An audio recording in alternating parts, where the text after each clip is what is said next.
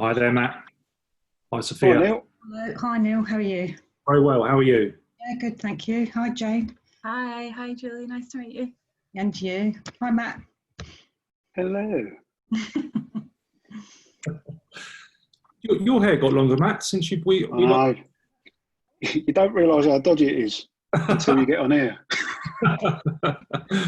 Oh dear. Well, I'm growing mine back now. I've shaved it a few times. It's time to get back to some normal hair situation, I have to say. Listen, don't listen to what other people are telling you. That looks all right. Looks nice. You're a gentleman. Thank you, Matt. How's you guys here? You well? Yeah, good, thank you. Not too bad. Keeping busy. Sophia, apologies, I think I called you Julie there. Okay. I've been called many things, never a Julie yet, but what's the first for everyone? Good stuff. Good stuff. Forgive me, Julie is joining us, or is she not today? Yeah, she'll be joining yeah, I at think some she is, point. yeah. Yeah. Okay. Yeah. No, that's cool. We've got good attendance today. Still have plenty of people joining, but upwards of the 60s. So that's awesome. Gosh, really good. lots of people that want to know about exclusive rights of burial. That's it. That's it. So no, it should be a good one. We're looking forward to it. And thanks for sharing the materials. You've put a lot of work into preparing all that stuff. So thanks very much, guys. No problem. Great. Sheena, there's a comment there from Sheena. I don't know if you're watching on an iPad or a phone, but Matt's got two profiles on today. You'll be able to see him if you scroll through the what's it called? The icons of people. One of them is just his phone for audio, I think. That'd be right, Matt? That's it. But Either that just or concentrate. Just concentrate on the audio. That's fine. Either that or he's put his time to good use. He's cloned himself through lockdown, so we've now got two. The missus isn't so happy, but yeah.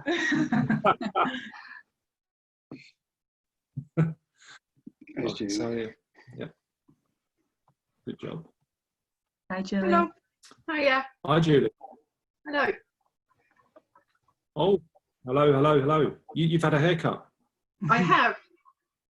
Finally. You have, yeah. Gosh, you look. Oh God, she hasn't. It looks looking very good. Matt, see, there you go. It's a haircut. I know. It's what I'm aspiring for. One thing at a time. If you leave it much longer, Matt, you start looking like me. We won't be able to tell you apart. Do you need to change the name of this webinar to My Hair or something similar? Good stuff. How's your week been, Julie? It was a couple of weeks since we spoke. All good at your end? Yes, thank you very much. Yeah, all fine. Thank you. Yeah, going quite well. Just yeah. Awesome. I think some people can't see you, Matt. Maybe that's because you've got two profiles. If they put it on gallery view, or if you're on an iPad or something, swipe across or keep swiping. You can see all of us. Yes. I'm not sure that's necessary, but He's done that. Oh, so people are saying. Someone did say it might not be a bad thing. Oh, we don't mean it, Matt. No. Flabbergasted. Kelvin Taylor's giving you a bit of grief there. Supportive colleagues. Good job. Right, good.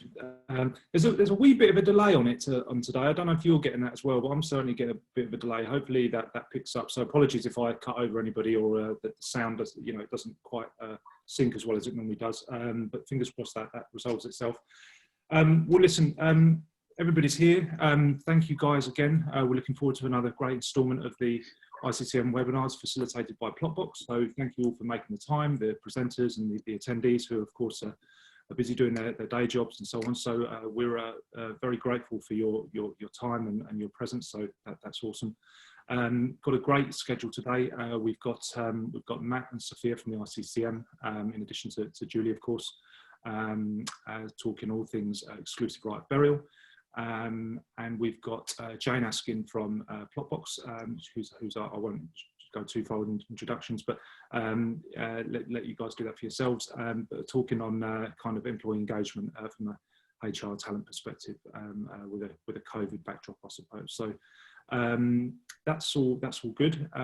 We'll probably start with well, let's just do some quick hellos for all the attendees. Ladies first. Let's start with Sophia. Good afternoon, everybody. I'm Sophia Alana. I work for the ICCM and I have done since October of last year. Background in cemeteries and crematoria, so I've been in the sector for 17 and 18 years, so quite a long time. I've just managed to get all my graves covered up so you can't tell how old I am. But really enjoying the job, really interesting, really varied. So I'm happy to be here and try and sort of share some of those experiences with you and try and help and guide as much as possible. Awesome, thank you. Let's go to Jane.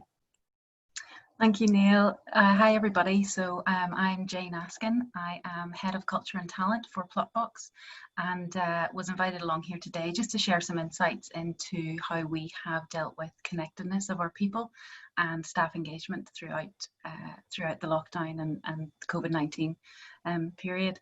So yeah, that's me. Lovely to be here. Thanks for having me. You're welcome. Thank you. And then Matt, of course. Oh, sorry, we didn't do Julie. Well, where's Julie? Yeah, go on, Julie. I think most people probably know me by now, but just in case there's anyone who hasn't joined before, I'm Julie Dunk. I'm the ICCM Chief Executive. I've worked for the ICCM for, 12 years now, I think it is. I've been an active member and on the board before that. Been in bereavement services over 20 years. Which doesn't seem possible, but believe me, it is. And love every minute of it. And like Sophia said, really pleased to be able to be here and share knowledge with everyone. Awesome, thank you.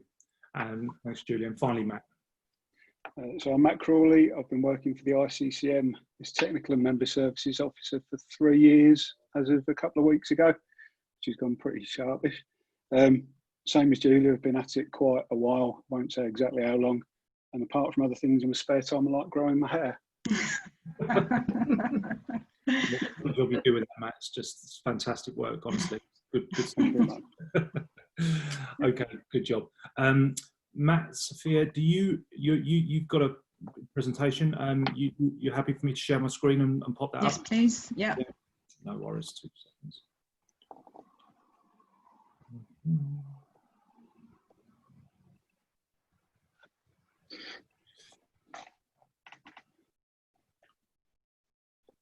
Bear with me, folks. I've just reinstalled, done an update on my laptop, and it's asking me to do all sorts of things. I'm going to jump onto a different machine. Oh, blimey, what I'm going to do. Neil, do you want to share it with me on Slack maybe, and I can try and share my screen? Do you know what? That's probably the quickest. Or way. Email to me. Yeah. If you were to make myself or Sophia able to share our screen, then the slides are ready to go on mine, which might make it easier. Let's try. I've just done that with Jane there now, just to keep it easier for you guys. So Jane, if you check your inbox there, or Slack, both the link will be in both of those places. Okay. Yeah, I've got it ready to go. So if I hit present and share my screen. Yes. I need to share my screen first, don't I?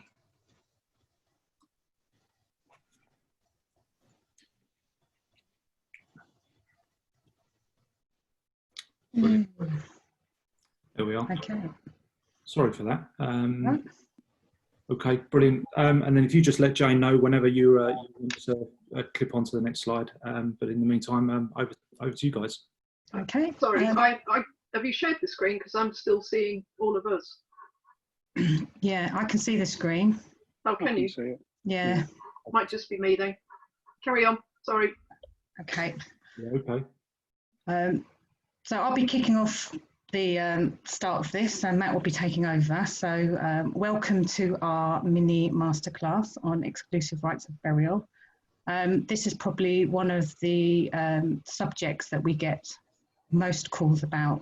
So what we thought we would do is put together some common problems and scenarios and issues that we receive to try and help you guys to give you some guidance, extra knowledge, or confirm the knowledge that you may already have. So next slide, please. Been practicing that all day. Next slide, please. So the starting point, where best to start is at the beginning. So when people ring me, I often get lots of families, lots of members talking to me about family situations regarding transferring the rights of burial. And often these can be very emotional, fraught with complication, and generally gets very confusing for the person trying to deal with it. So there are a number of different rules. First rule, don't be sidetracked. I always say you need to kind of step back from the story and strip back what the actual facts are, and not get involved with the emotion of what is actually going on with the family. So it's important to keep your eye on the person who is entitled to the grave rights, regardless of what the family dynamic is in any situation.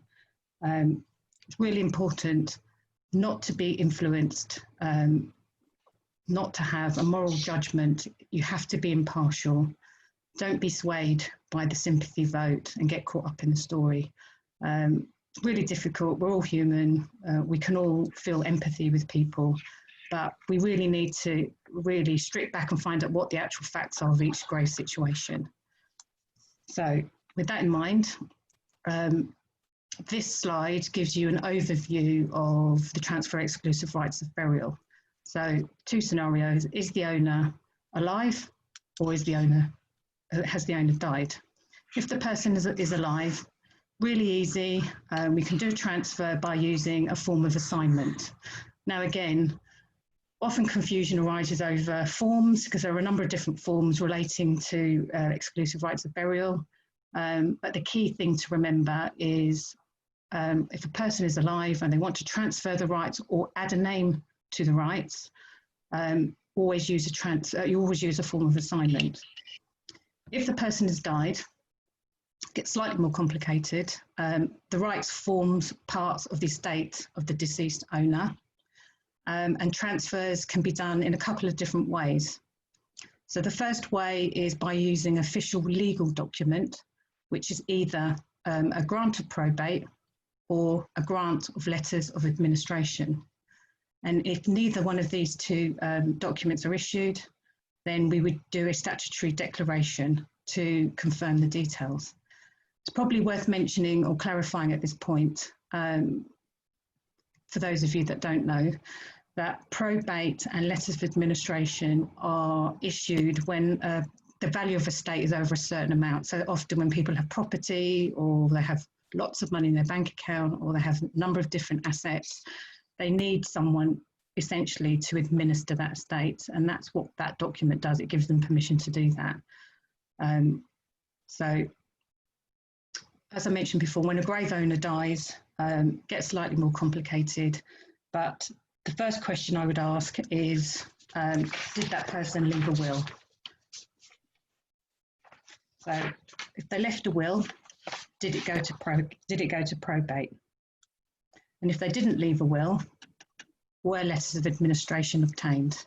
So just reiterating what I've just said before, really important to recognise who is named as the executor on those documents, and I'll come back to that in more detail in just a moment. So this next slide goes into that detail a bit more. So first question, did the person leave a will? The answer is yes. Were grants of probate obtained? If the answer is yes, then that is the person who you register the ownership. Often it's the executor of that will that's applied for probate, and therefore that's the person who has the legal rights. They can then transfer it on, should they need to, once that initial transfer has been done. if someone left a will, but the value wasn't of sufficient value to grant probate, then you would do a statutory declaration to look at the details of that will. And again, we come back to who is the executor named on that document, and that is the person who has the legal rights. So there's often confusion over beneficiaries of a will and executors of wills, because they're not always the same people. And it's the executor's responsibility to execute the will to its beneficiaries. But for our purposes, we would put the registration in the name of the executor of that will. On the other side of the flow chart, if the deceased died without leaving a will, but they had, their estate was obviously of great value, someone would need to apply to administer that estate. And in that case, that person would be granted what's called a grant of letters of administration. If that was obtained, then the person who is named as the administrator on that document is the person that has the legal rights. And again, once that transfer is done, they can then transfer it on to whoever they wish. But in this first instance, that is the person that has the legal ownership. If no will, no letters of administration, then we would do a statutory declaration by looking at who the next of kin is. So spouse, children, parents, siblings. There's often confusion that people automatically think it's the next of kin that has the legal rights automatically, and which is why people get confused, which is not the case. If you look at this flow chart, this is actually really handy to have by your desk. I still have one by my desk. I think I did the course about 10 years ago, and I've always had one by my desk. So really easy to get caught up in the story. So that's why I say when you strip it back and you look at the actual flow chart, look at the facts, and then take it from there. It's also worth mentioning grants of probate and letters of administration.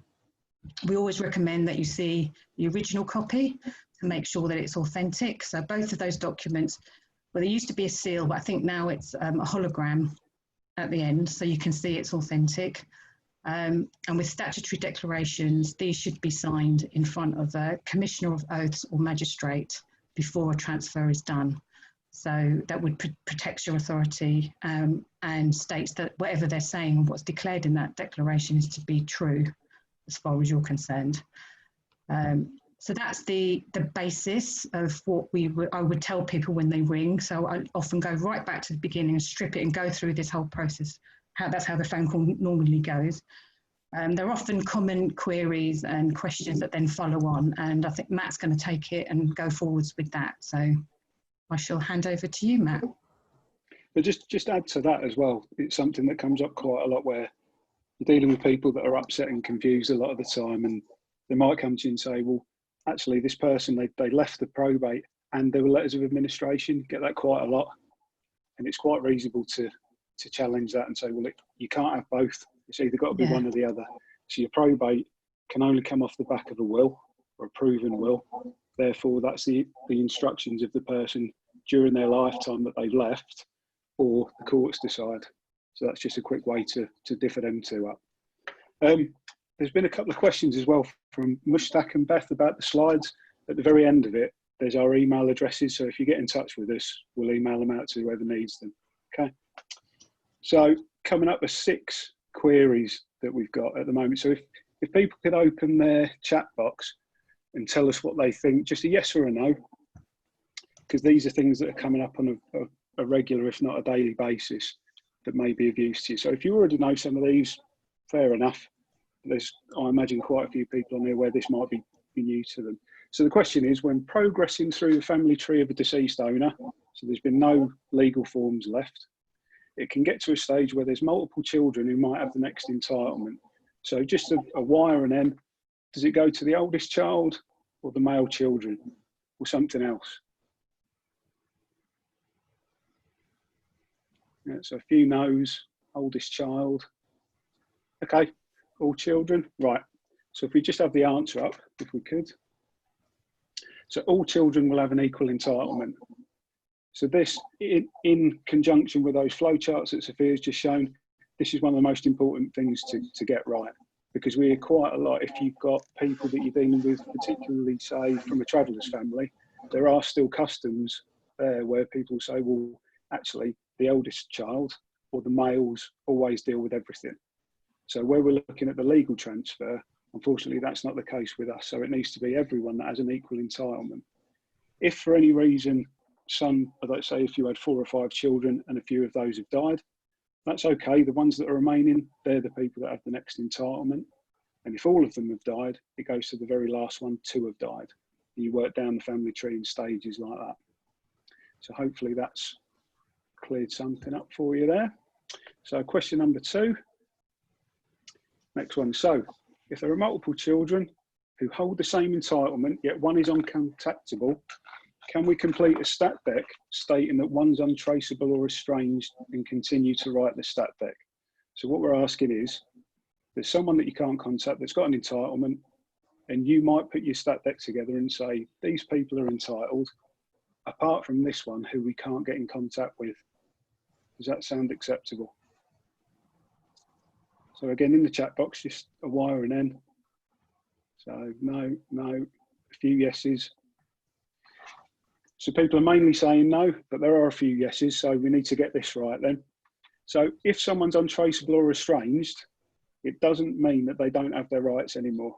So for us to write into a stat deck that they're untraceable, we're complicit in making sure that their rights are taken away.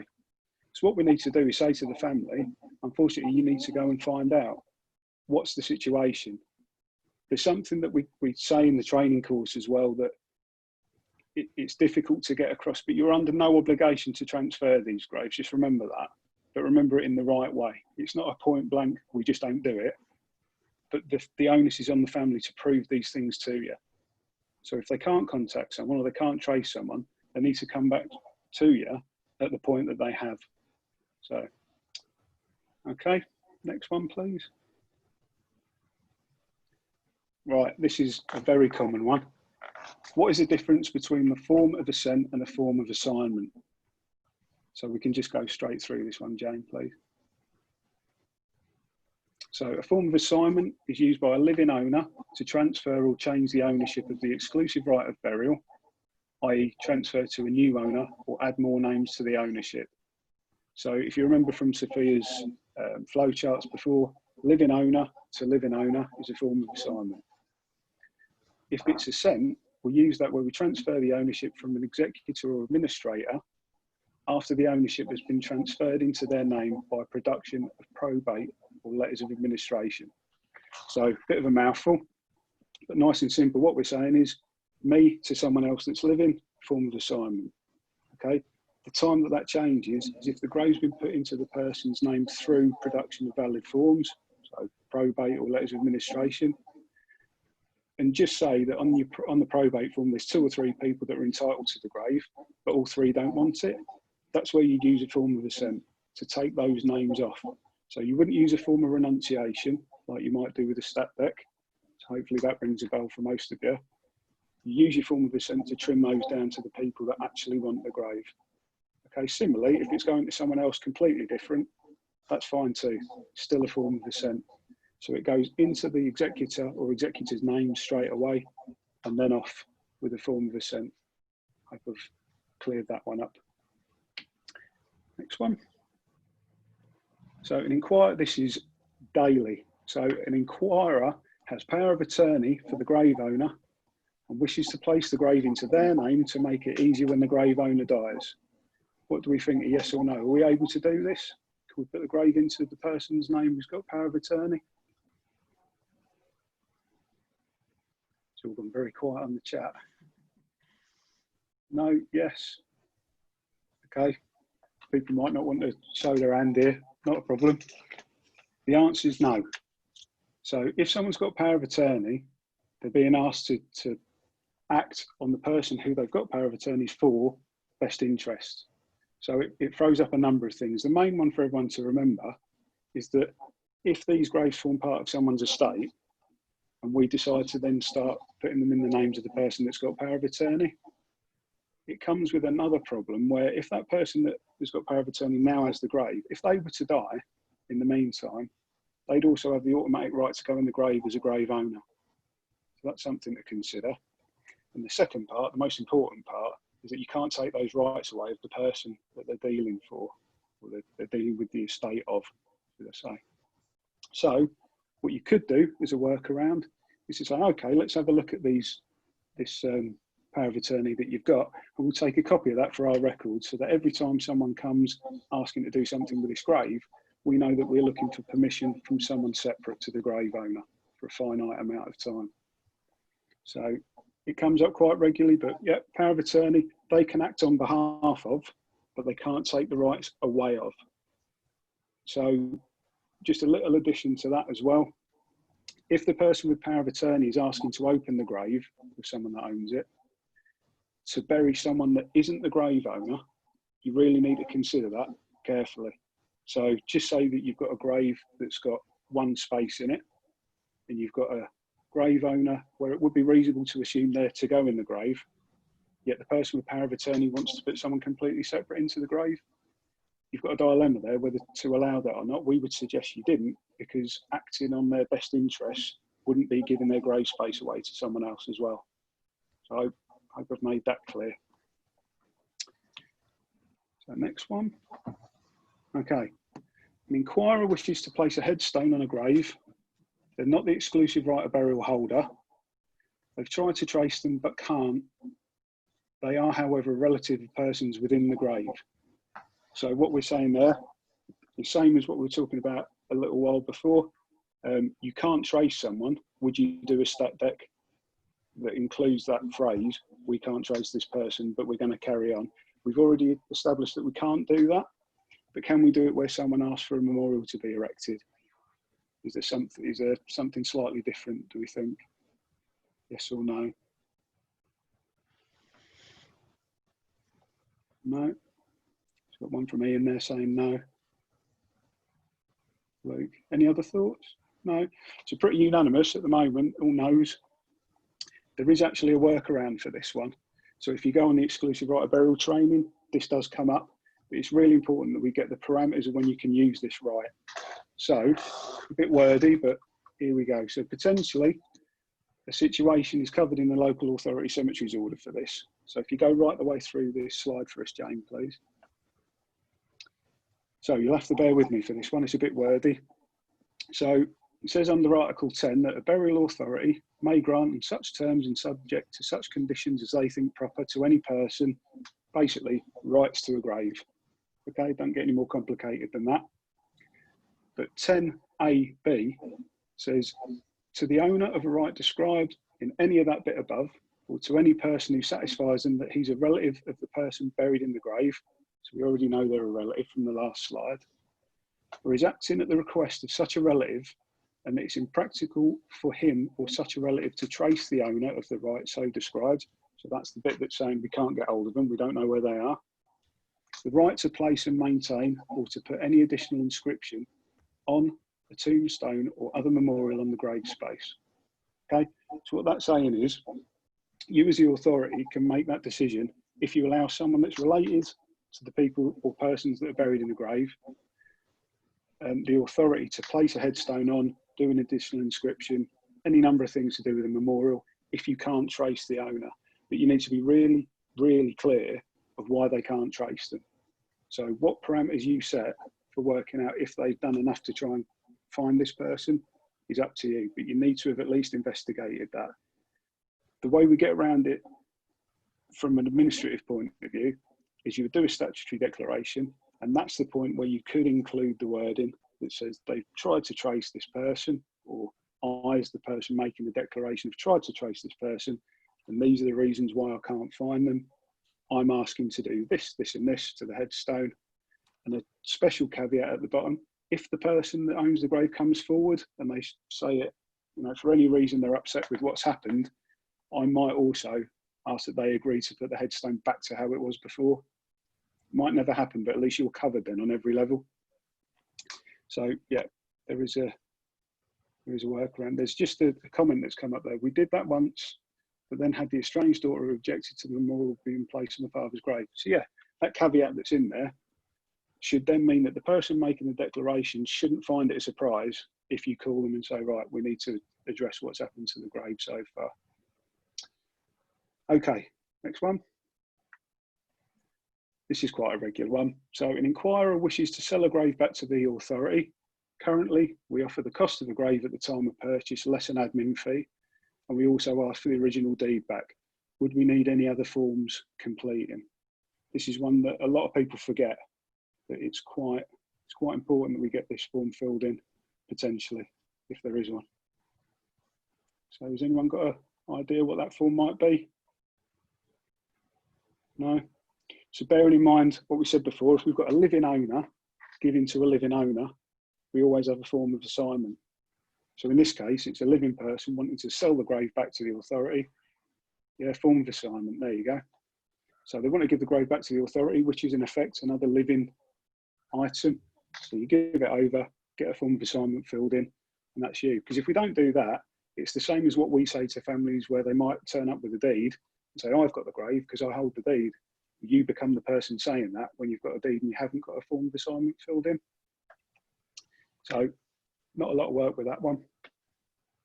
Okay. Last one.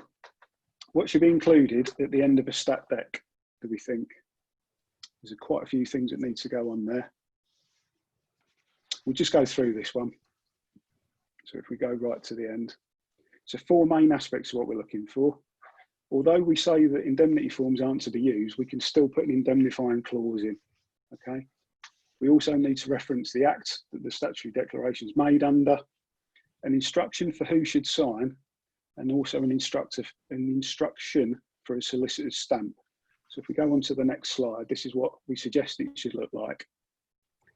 So if you've done the training course before, some of this should look familiar to you, but right at the very bottom of your stat deck, this is what we're looking for. So it should wrap up with these words. So, and further, I hereby indemnify such and such council and all its officers and servants from any liability whatsoever in the matter or arising therefrom. Okay, so whatever's in this stat deck, the council are fine because they've put it together with me and they've checked it and I'm happy with that. That's what they're saying. And I make this solemn declaration conscientiously believing the same to be true by virtue of the Stat Dec Act 1835. That again, that's me saying, and I promise this is right. That's it.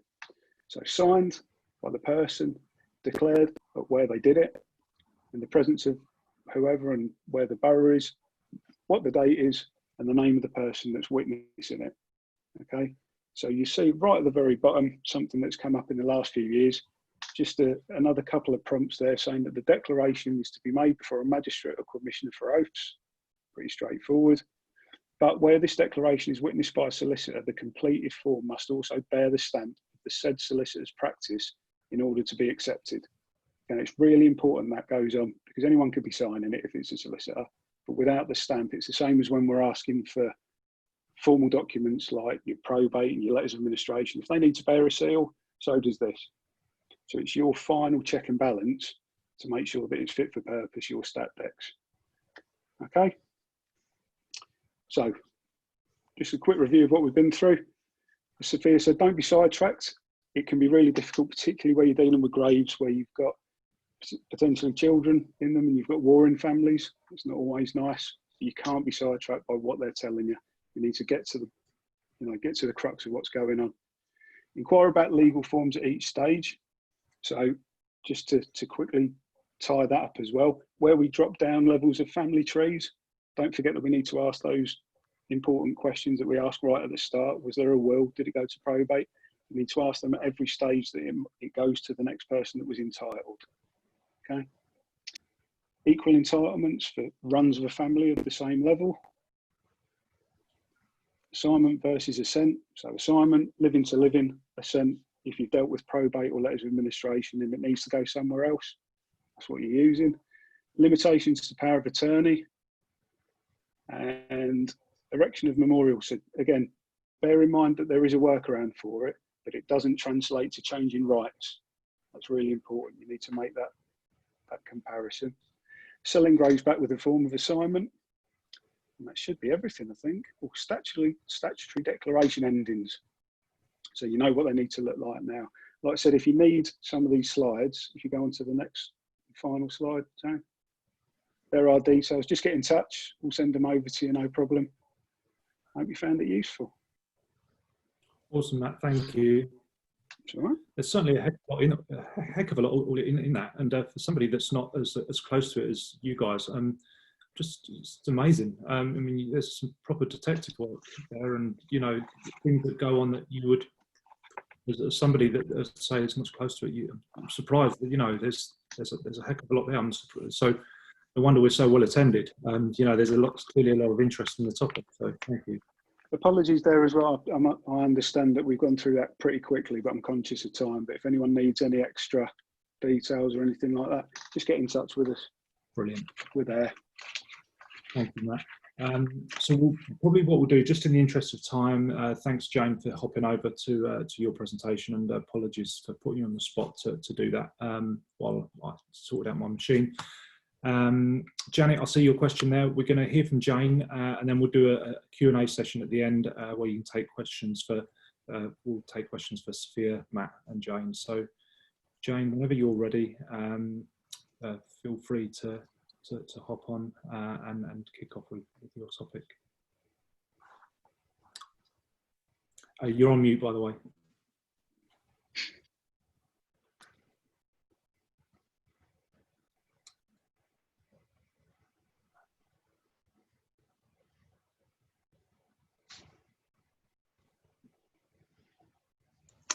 Yes, I muted myself because I've got a squeaky chair, so every time I moved, it's making a horrible noise. So no worries, no worries. There we go. Thank you.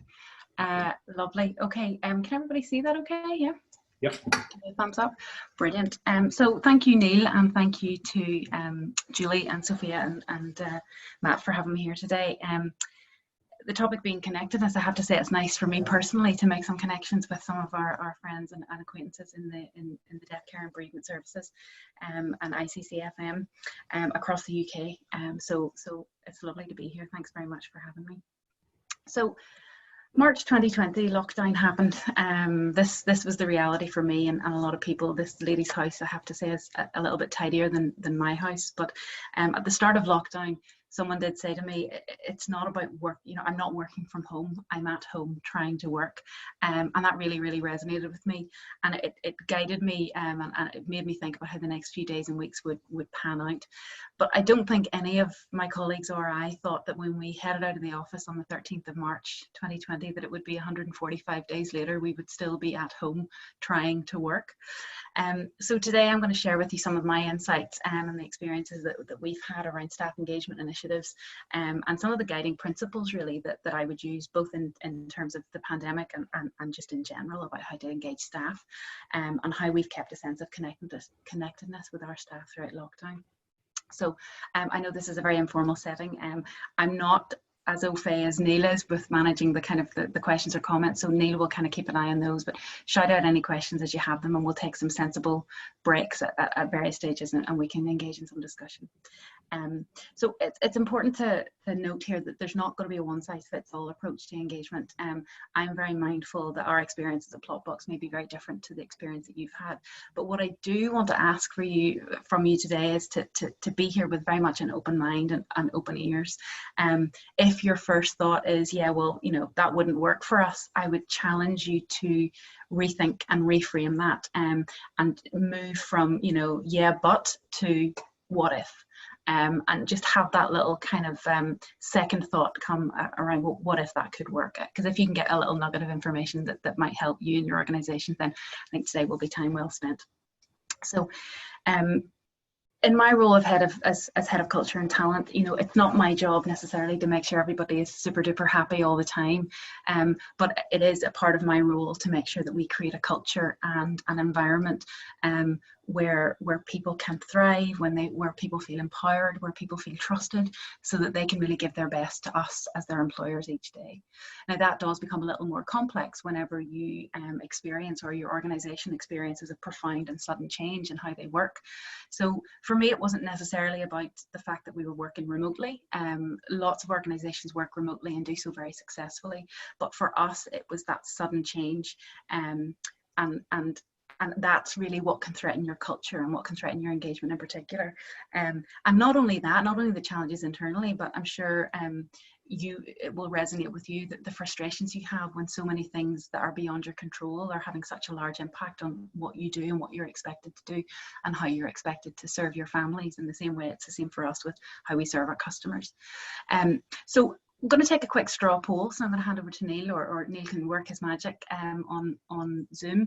But it would be interesting to know just a very simple question around whether you feel engagement in your organisation has either suffered, maybe it's improved, and if it's improved, then we'll absolutely, I'll hand over the mic and you guys can maybe share your hints and tips, or maybe you're ambivalent, maybe it's neither improved nor suffered.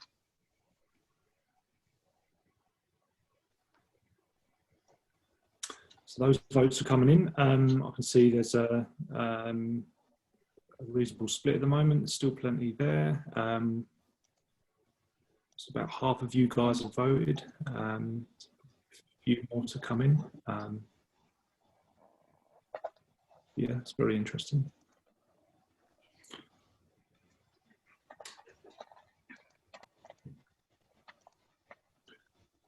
Just give that a few more seconds, guys. And we'll close that off and I'll share the results with you. Janie, happy for me to share the results on the screen? Yeah, absolutely, yeah. Cool, no worries.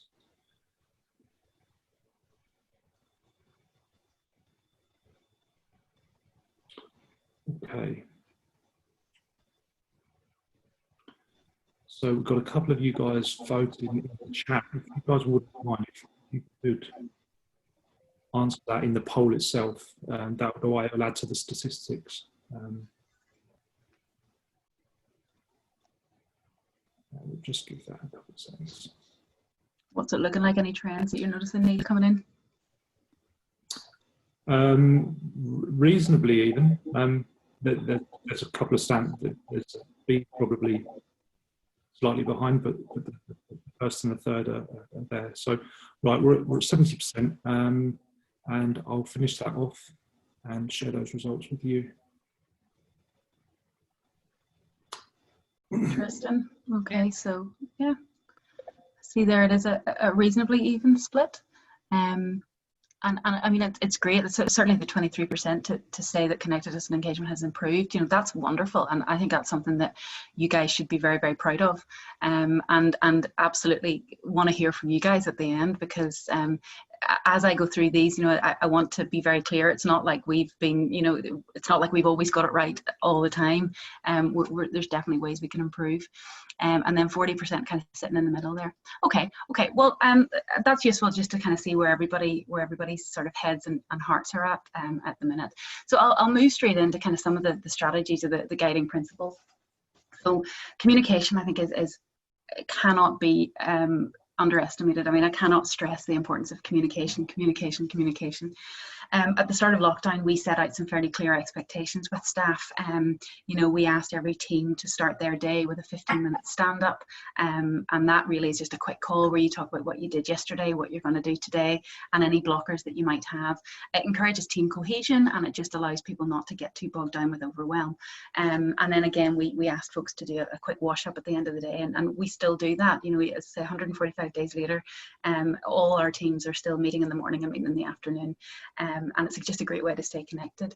We would have traditionally done what we call our all hands. So that would have been our all company get together that we would have done on a quarterly basis, and we moved that to weekly. And that's been really, really important too, because, you know, oftentimes maybe there hasn't been a huge amount to report or a huge amount to say, but we've kept those going as a way to just bring everybody together at one time. And just to get everybody in, you know, together who you wouldn't normally see through the course of a working week. About 3 weeks in, we also launched a sentiment survey just to see where people's heads and hearts were at, really, just to kind of take that pulse. And just as important, we actually shared those results. So we did an all-hands session where we went through the 3 key areas, which were connectedness, support, and productivity. And it was great because it was good for us to see kind of not only where we were doing well, but also where we could do better, and get people's views on that. We then launched another survey last month just around people's sentiment around going back to the office. We're starting to take tentative steps around how we can get people back into the office. But you know, again, we're lucky enough in that we're managing okay on a remote basis, and I know that may be a whole spectrum of views in the audience there about heading back to work. Maybe most of you are back in the office in some capacity already. But again, I think even the fact that you're asking your staff these questions shows a level of desire to hear what their voice has to say, and I think that in of itself is really, really important as well. You know, I'm mindful of time here, so I'm probably going to zoom through these slides reasonably quickly. We mobilized everyone to use every communication tool that we had. There are so many technological advances and tools that you can use, but you know, communication, there has to be a desire to communicate. So use the tools, but make sure the communication is real and authentic. So as I say, you know, even if it's not part of your culture, we use a tool called Slack, which is a great little synchronous chat tool. You know, maybe you don't feel it fits your culture, but again, maybe 3 months ago, the culture in your organization was never really a working from home type organization. So you have changed and you have adapted it. So use that as some kind of impetus maybe to change things going forward. From an employer perspective, we always like to think that we're our employees' #1 priority, but the reality is that we're not. You know, our employees are first and foremost fathers, they're mothers, they are sons and daughters, they're brothers and sisters, and their priority, and rightly so, is that their families and their loved ones are taken care of and that they're cared for. So as an employer, I was really keen to ensure that our staff knew that we sought to recognise and acknowledge and empathise that they have responsibilities and things outside of work that really will require their brain power and their time and attention. And if we allow them to see to that, then we get much more in return whenever they are, you know, whenever they're there and working. And I think it was about getting that message across in all our communications, to show that we understood that work will get done, but that, you know, feeding the kids has to happen too, and stopping your toddler jumping out the window whilst doing a bit of homeschooling on the side has to happen as well. So it's about recognising that and making sure your employees know that. Trust is one of our core values at Plotbox. We do trust each other to get the job done. Our customers trust us to get the job done, and staff need to know that they are trusted by us. So, you know, trust is a huge, lack of trust, I guess, is a huge barrier, I think, to really, really good relationships and to productivity. And so I think we had to constantly remind each other that there was trust there, and that trust was kind of brought into all our policies and our remote working policy and all the advice that we gave. Another sort of strategy that I think is really, really important is empowering your managers. You know, even outside of COVID-19, it's something that I'm very passionate about. You know, managers who feel empowered to make decisions, they're more accountable, and they're going to have better relationships with their team and more open conversations. So, you know, giving your managers permission to sort of, you know, scratch beneath the surface and ask their staff, well, look, what is going on? How are you doing? You know, not just about work, not just focused on what needed to be done. And I know how busy everybody is, and I know how busy this industry sadly has been. But again, you know, we had to recognize that actually people are people, and people are having issues, and there's going to be a whole lot of research done about the mental impact of people's mental well-being throughout lockdown. So it was about asking staff to have those honest to God conversations, and prompting those conversations as well. You know, people will feel insecure, they'll feel frustrated, you know, they're not able to do their jobs the way they wanted to do their jobs, and that is massively frustrating for people, and it can impact themselves and their mood and their ability to do their job. So educating managers on things like mental health and ensuring that actually we were having some open conversations around mental health and what that meant, I think was hugely cathartic and really, really beneficial for our staff. And again, I would encourage you to think about how you can do that in your organization. What it did, which was lovely, was it also kind of showed the trust, the level of trust that our colleagues and I all have, that we were able to have those kind of fairly vulnerable conversations in an open forum around things like, you know, stress and anxiety and panic and all those emotions that people will feel to one degree or another throughout a very, very stressful time. You know, being flexible, and again, this links back to what I was saying about your employees and their home and their life and their work-life balance. We were very keen to sort of make sure we were as flexible. We rely on our staff to be flexible, and we wanted them to know that we had their backs and that we would be as flexible as we could with them. So we went out and offered, different working hours, maybe split working patterns, working maybe your 5 days over 7, depending on what your home life was like. People who may want to go temporarily on a part-time basis, if we could accommodate that within the needs of the business, we were willing to have that conversation. So again, I wanted to kind of stay ahead of that and make sure that our staff knew that they were all possibilities. And again, being proactive about it, so trying to almost circumvent some of the anxiety that I knew I might feel and that I was feeling, and actually using that to kind of to weave into your engagement strategies.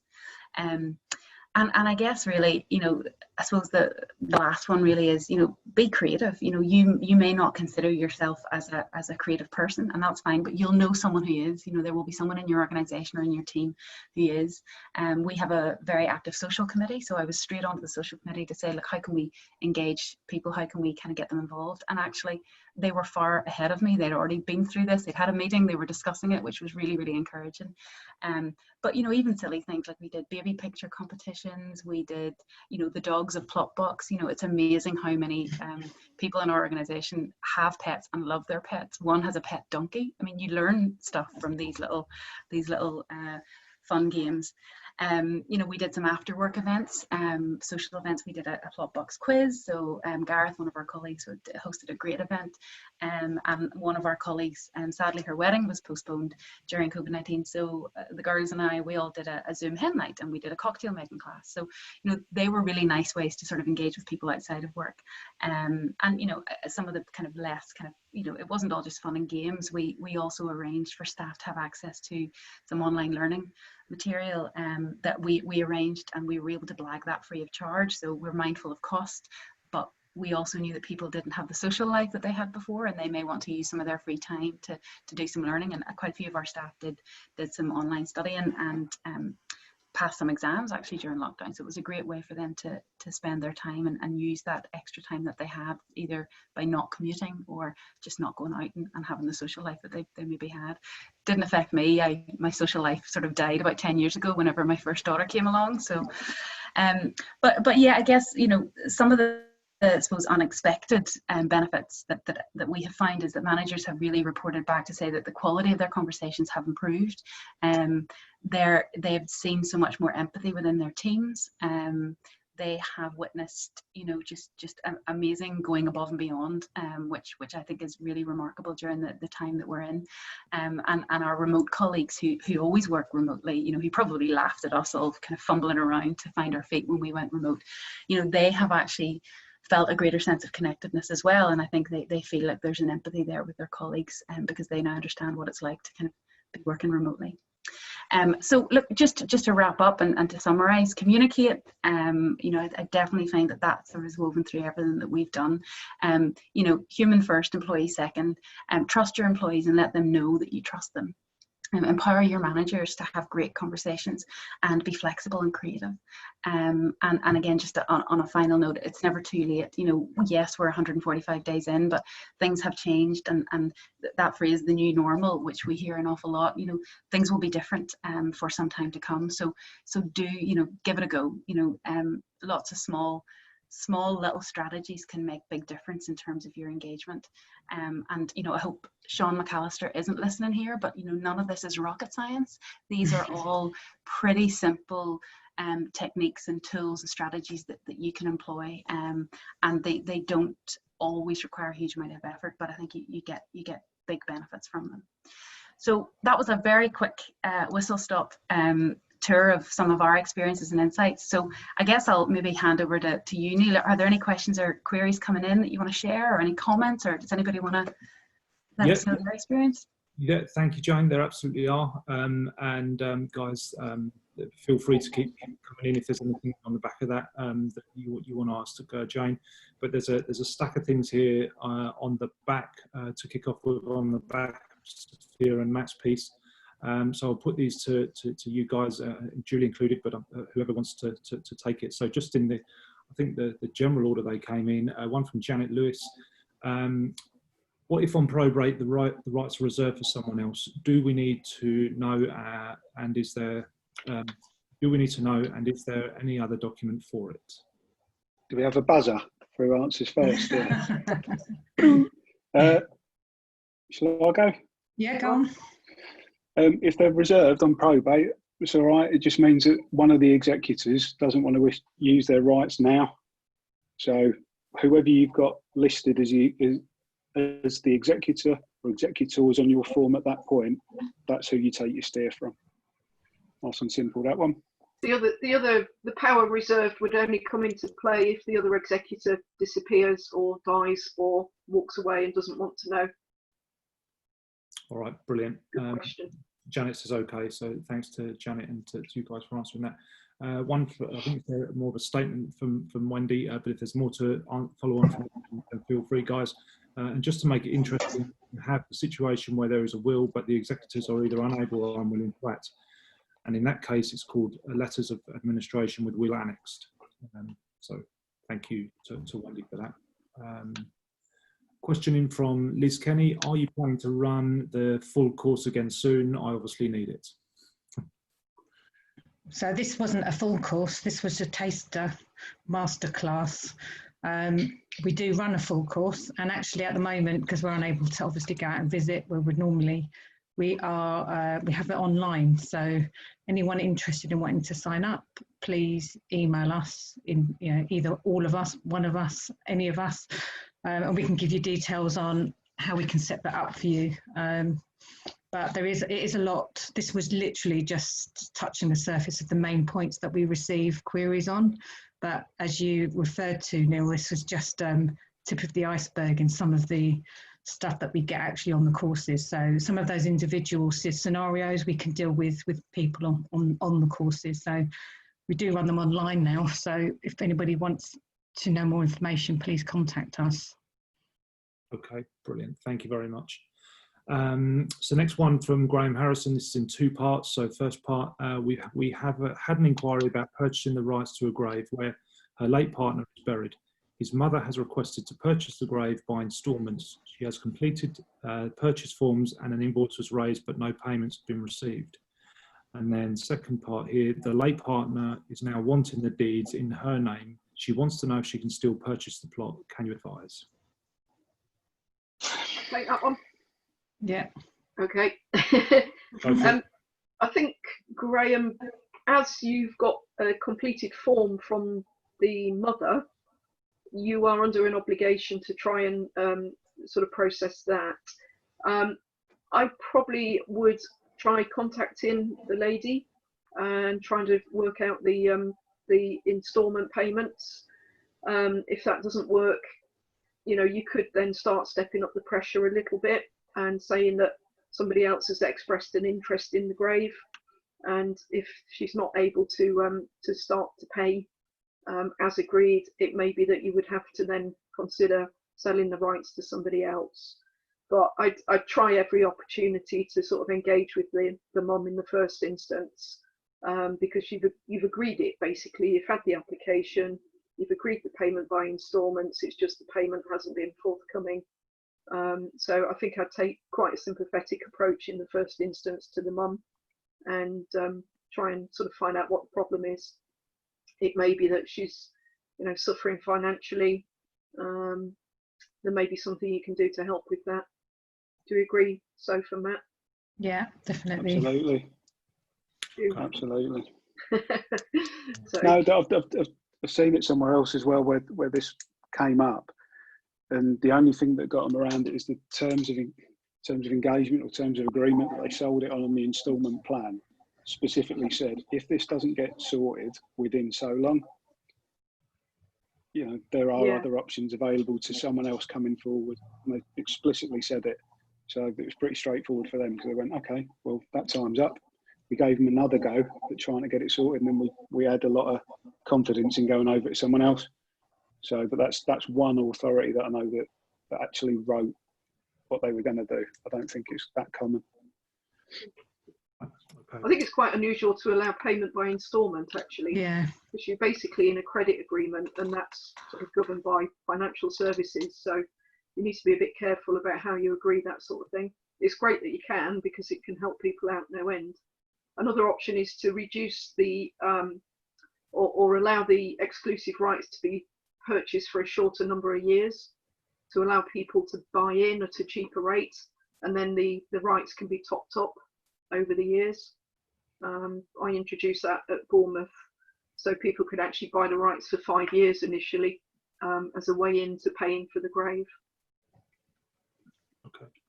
And there's a thank you there from Graham, says thought so, just wanted to check. So thank you, Graham, for your question there. Lee Williams says the full course is worth doing, a real opener, and Mushtaq, we did it 3 years ago, and it's really packed full of lots of information, worth attending it. So it sounds like it's really bringing good value. So yeah, guys, get on that if you possibly can. Please do say if you want it, because I love it. I can do it all day. What might be useful as well is if people could give an indication of if there's any other topics you'd like us to cover on these webinars. Yeah. You know, we're here to be used, so please do use us. We enjoy doing them. So, and it's great that, you know, there's so many people engaging today, and hopefully those who can't engage today can watch it at a time that suits them afterwards. Yeah. Yeah. Sorry, No. carry on. No, please do. We want to, like Julie says, we definitely want to hear that. Jane, if I may just relay one question to you. So if you think about the just a quickie, so we're right on time. The difference between Blockbox, we're you know, by comparison to some of the local authorities in terms of headcount, you know, a very much smaller organisation. You know, you've got the sanction from the top, from Sean and the owner, in terms of the culture piece and, you know, the engagement to get on and do that.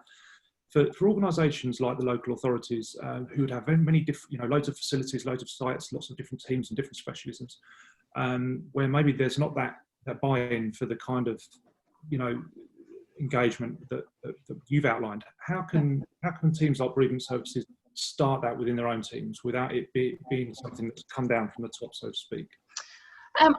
It's a great question, and I think what you've got to do is you've got to start somewhere. You've got to start small, and I think, you know, it's about getting people. If people in certain pockets of the organisation feel passionate about it, they're more likely to take action. So, you know, if it is very much a dispersed workforce, lots of different sites, lots of people spread out, you know, get something happening in one of those sites, and then start talking about it. Get your staff to, you know, tell people, you know, get some info, you know, get some stuff up on social media if that's a thing. You know, try kind of getting the word out there organically, and you might find that helps. And find people who are passionate about it, because they're going to be the ones who are going to really champion it for you. You can do all kinds of champion type programs, but again, I'm mindful, you know, start small, start simple, do small things just to kind of help that engagement within your area, and kind of spread the love that way would be my advice. Okay, brilliant, thank you. And just to round that off, there's a comment here from Sonia Smith. So thank you, Jane, really good presentation and so true. In our organisation during lockdown, more home workers, in our organisation during lockdown, more home workers, not as open yet as a council, being better at staff engagement, lots of teams meetings with people would not normally get to speak to due to the size of the organisation, health and wellbeing group formed. We feel more as one as a council, previous silos have gone. So that's great to hear. Yeah, and just on that, you know, if you can get a senior sponsor, that can really help at those more senior levels. May not be straightforward, but you know, if you can kind of find somebody there who'll be your voice, they can have some influence at more senior levels. So yeah, keep on trucking, keep working at it. No worries. It's been interesting, this period, hasn't it? Because before this period, I never thought to use a Zoom type meeting to keep in touch.